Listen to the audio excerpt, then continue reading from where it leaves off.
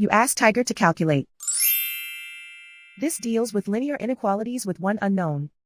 The final result is x smaller than 21 over 5 smaller than 41 over 5. Let's solve it step by step. Swap sides.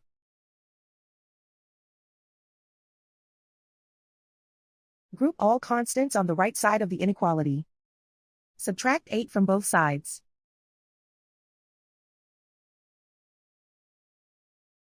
Group like terms.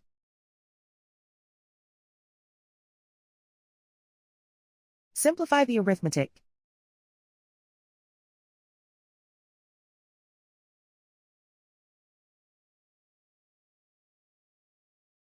Isolate the x. Divide both sides by 5.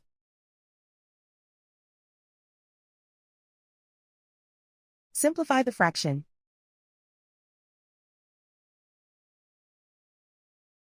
Plot the solution on a coordinate grid. And so the final result is x smaller than 21 over 5 smaller than 41 over 5.